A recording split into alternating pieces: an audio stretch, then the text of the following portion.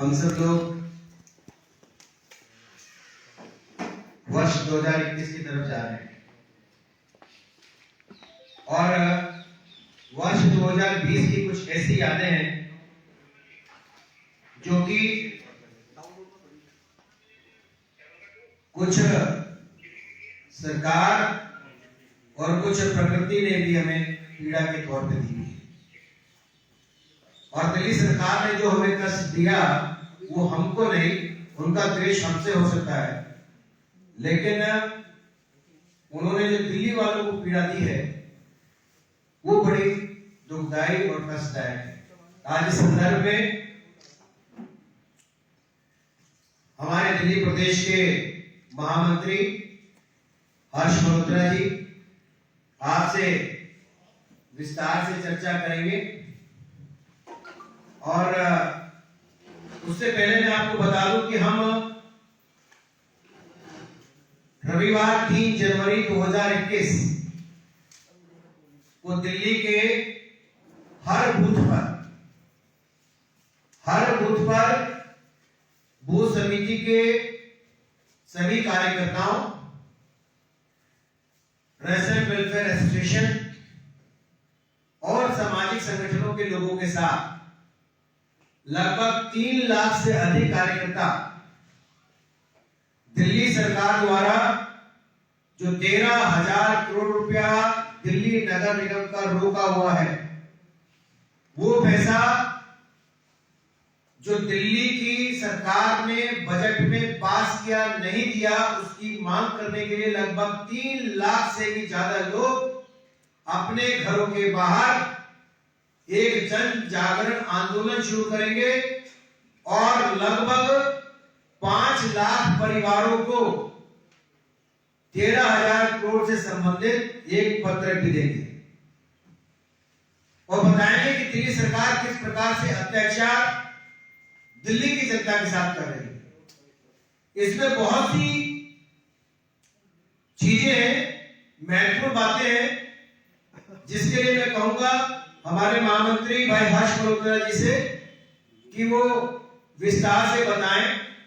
लेकिन इस 13,000 करोड़ रुपया जारी करने का हमने एक आज वीडियो भी लॉन्च कर रहे हैं, जो सभी सोशल प्लेटफॉर्म पे तो भेजेंगे ही, लेकिन दिल्ली के हर व्यक्ति हर घर तक ये वीडियो जाएगा और बताएंगे कि दिल्ली की अरविंद केजरीवाल सरकार, आम आदमी सरकार उनके हक पर किस प्रकार से डाका डाल रही है। मैं हर्ष जी से प्रेस कॉन्फ्रेंस शुरू करने से पहले कहूंगा एक बार वो वीडियो प्ले कर दें। वो 1-1.5 मिनट की वीडियो है और इस वीडियो के माध्यम से बताएं कि किस प्रकार से दिल्ली की सरकार दिल्ली की जनता के हकों पर डाका डाली।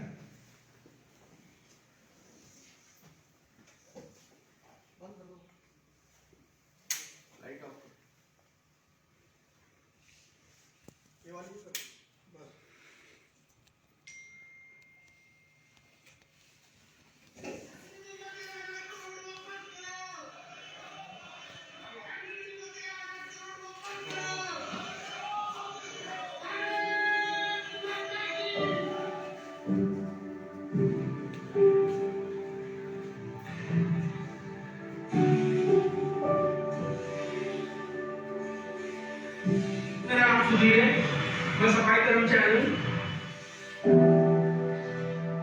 4 महीने हो गए, सैलरी नहीं मिली। कोरोना टाइम में हमने रोज 6 बजे आके रोडों पे झाड़ू मारी। हमने अपनी जिंदगी का खेत बांधी देखा, अपने बच्चे छोड़ के आए। सर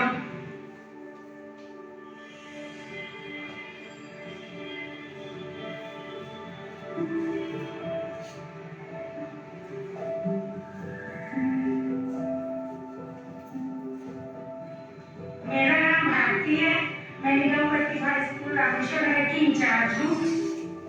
मुझे लास्ट 7 जुलाई तक के मिल गया, उसके बाद अभी तक हमें सैलरी नहीं मिली है, जो हमें सरकार की तरफ से आदेश होता है नियमित रूप से और प्रॉपर टाइम पर करें। हालांकि आदेश आप हमारा कोविड से करने लगा है।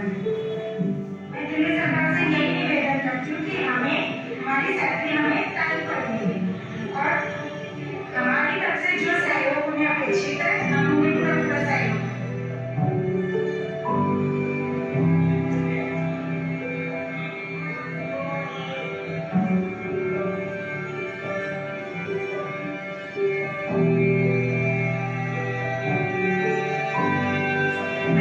originally KVRC as a MSD मैं यहाँ कार्यरत हूँ, मेरा नाम प्रद्युत कौर है। लास्ट 4-5 साल से हम लोगों को सैलरी की इतनी प्रॉब्लम हो रही है कि बहुत ज्यादा। हम लोग कंटिन्यूअस कोर्ट में काम कर रहे हैं, हर 2-3 महीने सैलरी आती है, और अब तो सैलरी 6 महीने से हम लोगों की सैलरी नहीं है। मुख्यमंत्री जी, आप नफरत की राजनीति क्यों कर रहे हैं? निगम कर्मचारी दिल्ली के नागरिक हैं और ये बात सब जानते हैं कि निगम को पैसा देने की जिम्मेदारी दिल्ली सरकार की है, आपकी। आपने कोरोना काल में जनता का पैसा अपने झूठे प्रचार में पानी की तरह बहाया है। अगर ये पैसा आप निगम को दे देते तो निगम कर्मचारियों को उनकी तनख्वाह मिल जाती और ये पैसा निगम के लिए, दिल्ली वालों की सेवा के लिए काम आता।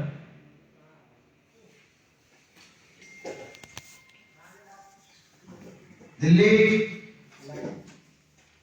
की सरकार ने जिस प्रकार से दिल्ली वालों का, ये लाइट जला देना भाई, दिल्ली वालों का सारा पैसा रुका है, वो पैसा दिल्ली के किन किन लोगों के कैसे काम आता और कैसे जो है दिल्ली नगर निगम को इसकी आवश्यकता है, मैं कहूंगा हर्ष जी विस्तार से बताएं।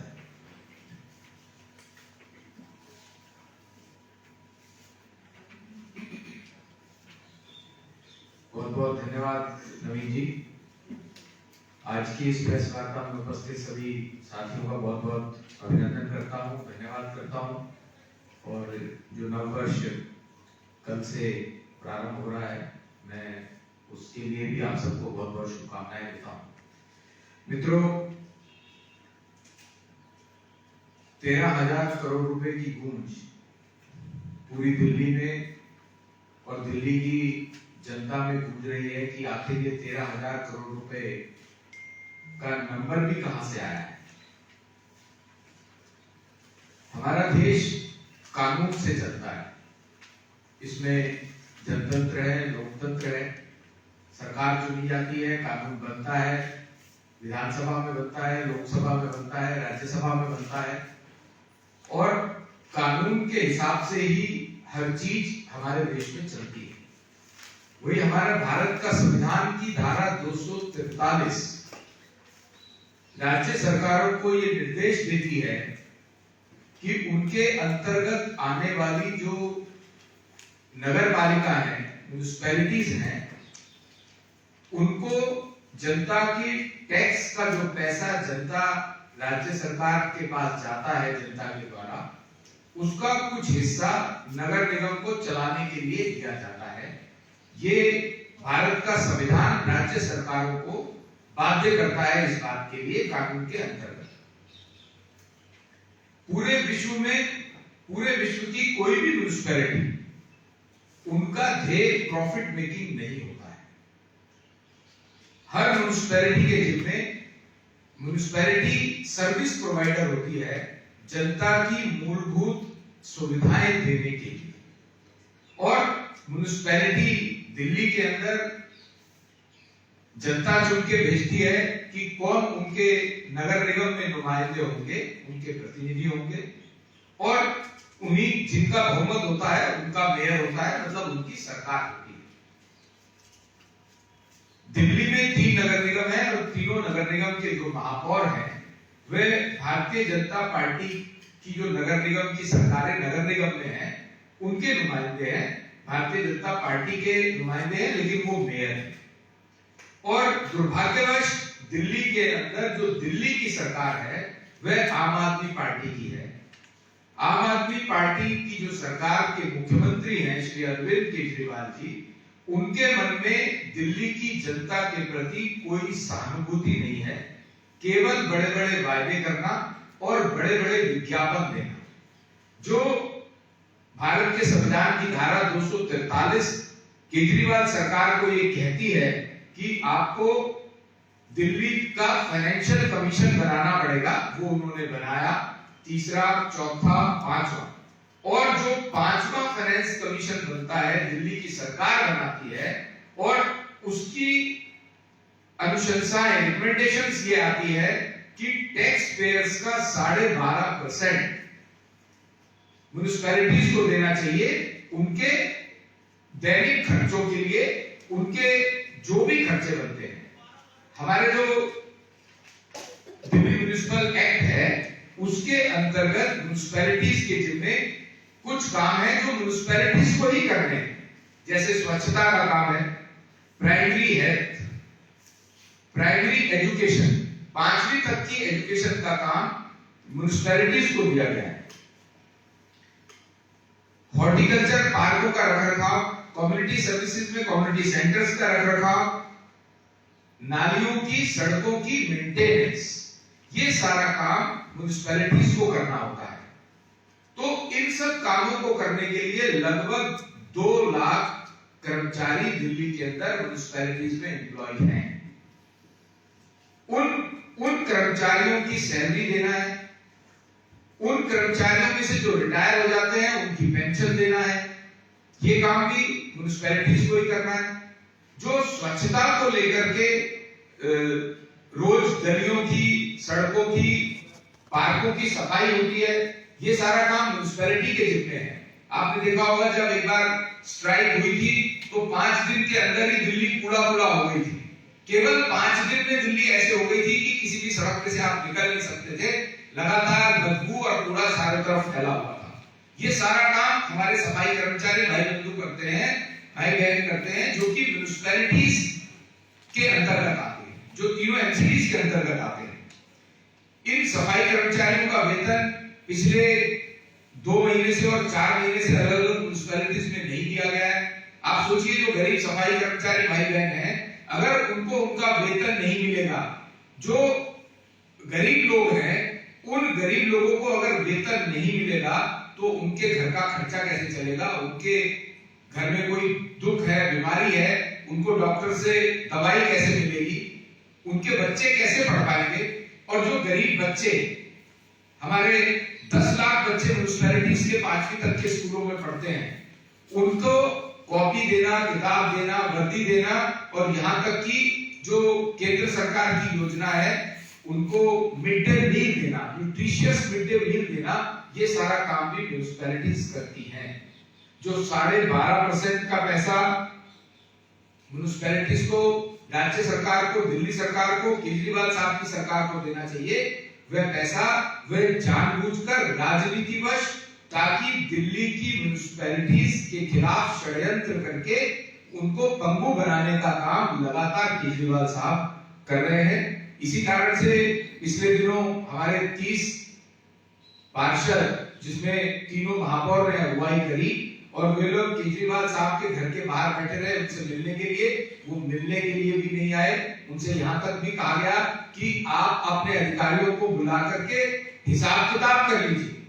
ये जो 13,000 करोड़ रुपया है, ये हिसाब किताब के अंतर्गत निकलता है और धीरे धीरे ये बढ़ रहा है, क्योंकि जैसे इस साल का जो पैसा देना था उसका अब तक दिसंबर खत्म होने जा रहा है, 3/4 पैसा दे देना चाहिए था, केवल 25% पैसा भी नहीं दिया गया अब तक।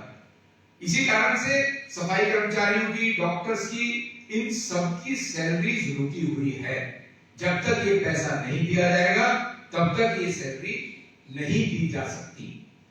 जो वृद्धावस्था पेंशन है, 60 साल के बाद जो बुजुर्ग हो जाते हैं, जो किसी तरह से इस